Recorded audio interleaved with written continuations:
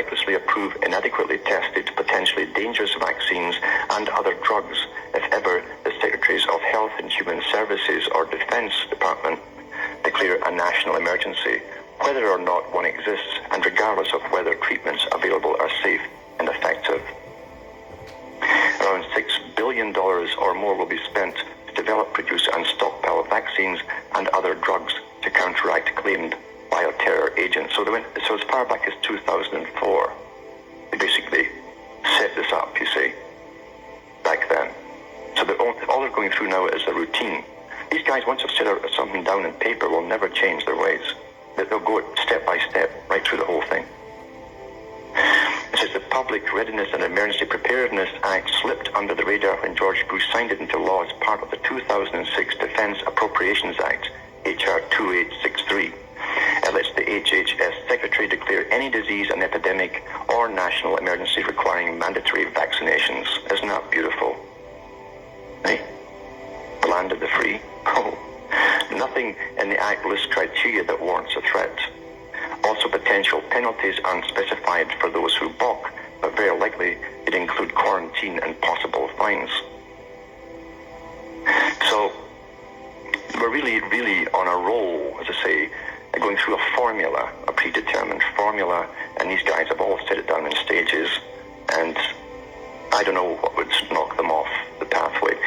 I'll try and find the links to do with the last phony swine flu epidemic that never happened, when they gave so many people the shots and hundreds of young people came down with Guillain-Barré syndrome and paralysis and destroyed neurons, attacked the nervous system.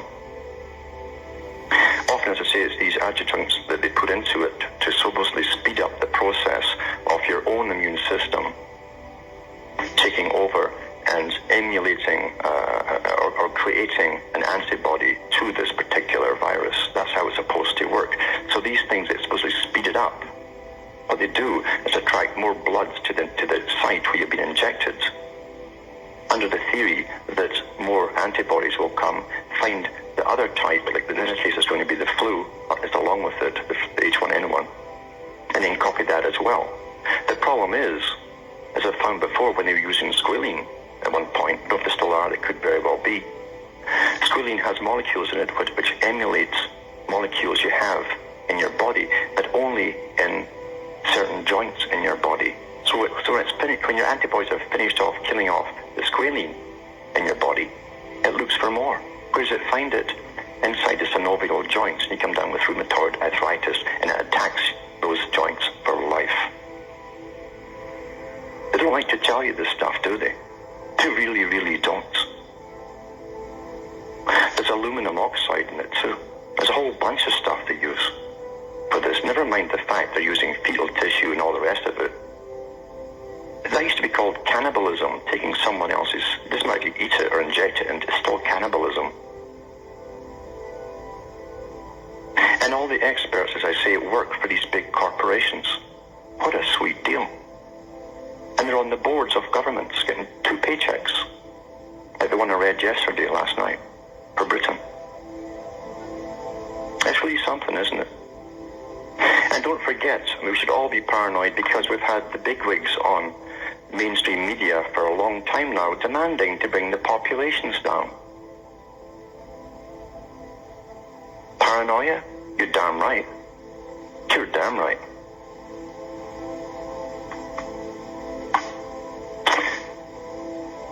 There's an article here I want to get to as well to show you just how far these characters always go. And this article was back in July 15th, 2009. Mail Online from Britain.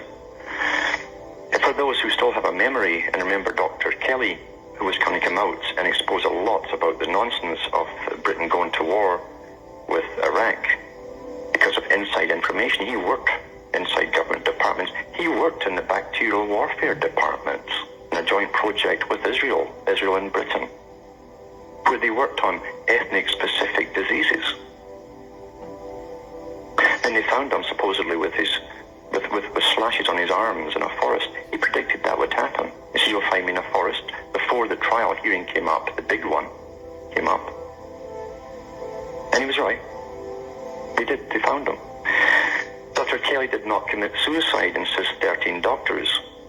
A group of doctors had demanded an inquest into the death of government scientist David Kelly, saying the verdict of suicide should be overturned. It comes as a documentary to be screened later this week claims Dr. Kelly may have been killed because he knew about secret germ warfare plans. Well, he did. That did come out in the media at the time. He was going to say exactly what it was. Then he was killed in a whole bunch of biowarfare. The scientists suddenly were committing suicide all over the planet. Says his body was found 6 years ago this week in woods near his Oxfordshire home, only days after it emerged he was the source of a BBC story which claimed evidence against Iraq for the war had been sexed up to justify invasion. No coroner's inquest was held into his death, and the results of a post-mortem, an autopsy examination, were never made public. It's wonderful, eh? Never made them public. But the Hutton Inquiry commissioned by Tony Blair concluded that the 59-year-old scientist died of blood loss after cutting his wrist with a blunt gardening knife. Now, a team of 13 specialist doctors has questioned that verdict. They say a cut to the wrist, small and hard to access ulnar artery, could not have caused death. The 12-page dossier concludes the bleeding from Dr. Kelly's ulnar artery is highly unlikely to have been so voluminous and rapid that it was a cause of death.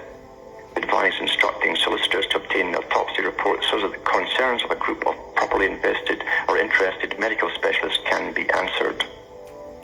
See, that's in the real world. If you know too much, at that guy's level, he did know too much, and he was going to talk on mainstream and in court. That's what they do. They just kill you. They just kill you. Now they want to kill maybe millions. We have an agenda on the go, a big agenda. It kicked off really in 2001, in this phase of it at least, to go into this new world order that they keep talking about from the top. We have before us the opportunity to forge for ourselves and for future generations a new world order, a world where the rule of law, not the law of the jungle, governs the conduct of nations.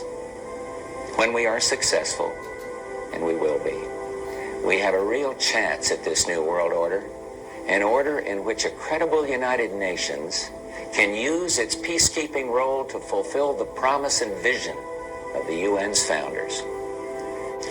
What is at stake is more than one small country.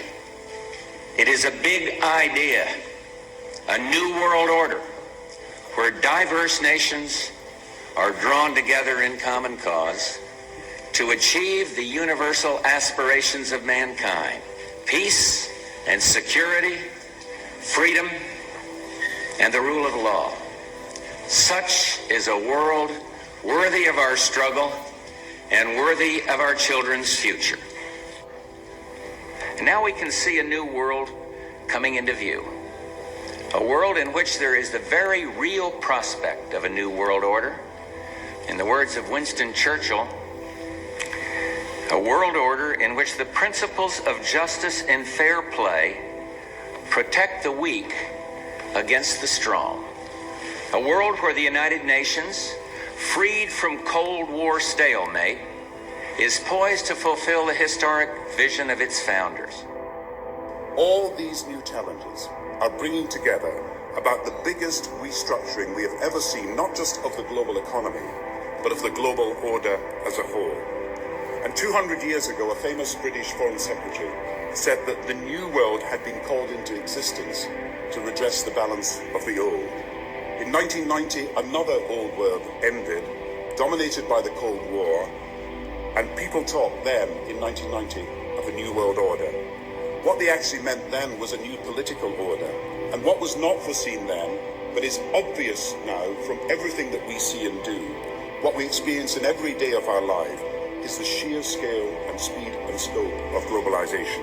And it's only now that we can begin to understand that the world order that globalization brings and what it's going to look like, it's driven forward now not just by the balance of military strength, the Cold War times, or ordinary political power. It's being driven forward by a seismic shift in economic power that we see around us.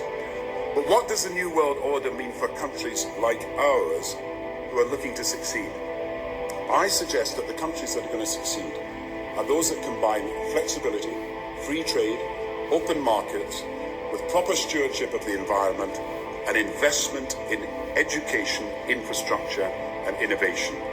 And the question for us is how we meet and master all these challenges to ensure that Britain enhances its competitiveness in the process and realizes what I believe is our destiny of success in this new world order. So, in conclusion, ladies and gentlemen, a new world is emerging. It is a new world order with significantly different and radically new challenges for the future. The transatlantic partnership was never just the foundation of our security. It was the foundation of our way of life. It was forged in experience of the most bitter and anguished kind. Out of it came a new Europe, a new world order, a new consensus as to how life should and could be lived. They're all calling it the New World Order, where it's going to be an ordered society, a planned society with much reduced of a population across the world, of course. I wonder how they'll achieve that, apart from sterilizing us, which is already happening. Now we'll go to the phones now, and there's Derek from New Hampshire there. You there, Derek? You're Alan? Yes. Hi, how are you? I'm hanging in here. Yeah, it's funny how they're never really quite satisfied with what they've already done to us. They need to up it every step of the way. Yeah, they do. Yeah. They have their time. You see, they're on a timetable, and I'm not kidding. They have their world meetings, all these different world meetings they have, in exotic faraway places and stuff like that. And sometimes they'll publish their stuff that they want, including reducing the population, and they're always going on about too many people, projected populations in this country and that country. But they also know that we are being sterilized. They have those figures as well. But we're not dying fast enough for them. You see, they want to start upping the quota and bringing us down fast, the way it should be, because it's a planned society, and we're just animals anyway, according to them at the top. And they truly do believe that they have evolved, and we're just the junk genes that have left behind. We're okay for industrial eras, but we're post-industrial. They don't need us anymore, so it's time to just get rid of us. Yeah. Yeah, they'll use all hogwash to do it too. Yes. But what you're talking about, it reminds me of an article I read back in October of 2007. Back in Arizona, they were having a vaccination drill. It was a drive-through vaccination drill where, they were giving away 1,000 free flu shots, and people were, they were lining up to get their drive-through shots. Mm-hmm. And that's a pretty easy way to do it. We all travel by road. If we get out of hand and don't gladly take our shots, which I'm sure many will. Oh yeah, and they were giving you free candy too, I think, weren't they? Oh, I don't know what they were doing. There's an article. They could find it pretty easily if you just type in Arizona 2006. I think I even read it on the air at the time, because I remember they were giving out free candy and so on like that if you took your shot, and they did these pictures of smiling families in the car and so on. Yeah. Oh, that's great. Yeah.